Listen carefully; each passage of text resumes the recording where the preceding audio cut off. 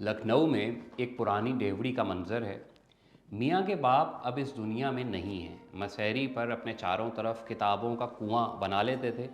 उसी के अंदर से पुकारते मिर्ज़ा, और हम कहीं भी हों उनकी आवाज़ सुन लेते और फ़ौरन उनके पास पहुंच जाते।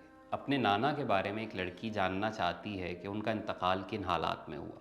नाना जिन्होंने अपनी बेटी की मोहब्बत में शाही बाग से एक मैना चुरा ली थी, बेटी जो बिन माँ के थी, बादशाह जो बुश्ती शमा के जैसे थे, कहलाते सुल्तान आलम थे, मैना जो पहाड़ी थी और बोलती थी, वो सब जो उसे सिखाया जाता था। चुराई गई मैना बेटी फलक आरा को बख्श दी जाती है, माफ़ भी कर दिया जाता है नाना काले ख़ान को, लेकिन बाद में उनकी वफ़ात तक हालात क्या बनते हैं उस पर एक पर्दा है। अब 20-22 साल की उम्र की फरशारा हैं जो बेटी हैं फलक आरा की, फलक आरा जिनके लिए उनके बाप काले ख़ान ने बोलने वाली मैना चुराई थी। फरशारा हाथ से तैयार किए हुए नफीस किस्म के पिंजरे बेचने बाज़ार में एक परिंदे वाले के पास आई हैं। पिंजरे ऐसे कि इससे पहले बाज़ार में कभी देखे नहीं गए। इधर से ये नई कहानी शुरू होती है।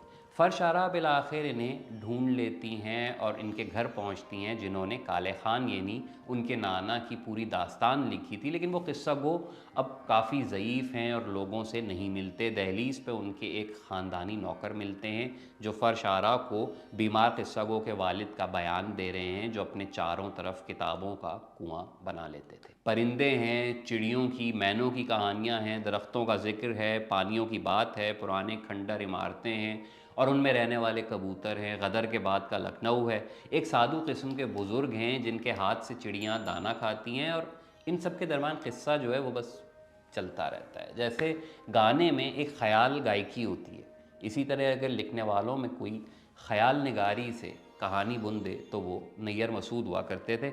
ऐसा क़िस्सा जो ख़त्म होने के बाद सारी उम्र आपकी ज़ात का एक हिस्सा बन जाता था। उनके वालिद बहुत आलिम आदमी थे, मसूद हसन रिजवी अदीब।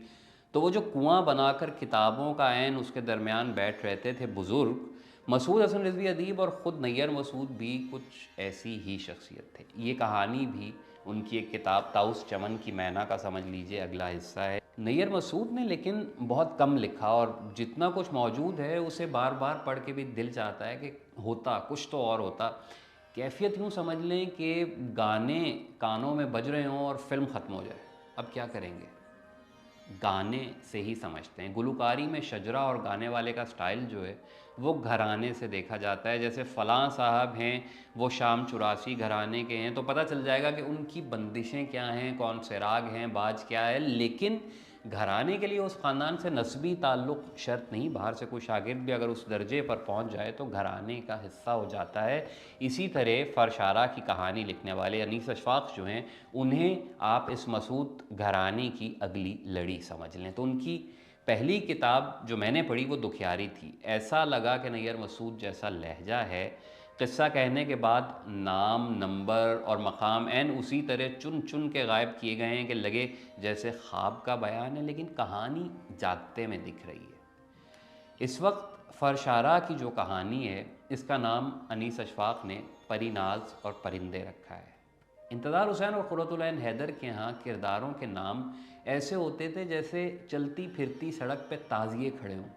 अनीस, दबीर, शौक़, मीर हसन वग़ैरह कहीं ना कहीं झलक दिखाते थे, और मजमूई तौर पे हर कहानी के पीछे मातम की एक अलग चादर तनी होती थी। तो जैसे तबर्रुक के तौर पे वही चादर कोई संभाल ले। अनीस अशफाक़ ऐसे लिखते हैं, एक जुमला देखिए, जब चाँद आसमान पर आता है तो हुसैन आबदार किस तरफ जाता है। अब वो रुबाई याद कीजिए, खुर्शीद सरे शाम कहाँ जाता है, रोशन है दबीर पर के जहाँ जाता है। तो बस ये क़िस्सा है। हर कहानी में एक मरकज़ी किरदार होता है। परीनाज़ और परिंदे में कहानी सारी घूमती है इस सवाल के गिर्द कि शाही मैना चुराने वाले काले ख़ान के साथ आखिर ऐसा क्या हुआ कि जो बंदा जानता भी है वो एक आ भरता है और ख़ामोश हो जाता है। इस सवाल का तस्करा इतना ज़्यादा है कि बाद औक़ात दिल चाहता है छलांग लगा के बंदा दरमियान में पहुँचे और जवाब मिल जाए तो वापस आके सुकून से दोबारा पूरी कहानी पढ़े। 287 सफ़े की ये किताब एक शागिर्द की तरफ से अपने उस्ताद को ऐसा ख़राज है कि उस्ताद को अगर इसकी ज़िंदगी में इल्म हो जाए तो वो ख़ुद वसीयत करे कि बाबा तावीज़ में बस हर आने वाले के लिए ये किताब जड़ देना, बाकी पाक नामे रहने वाला है। शुक्रिया।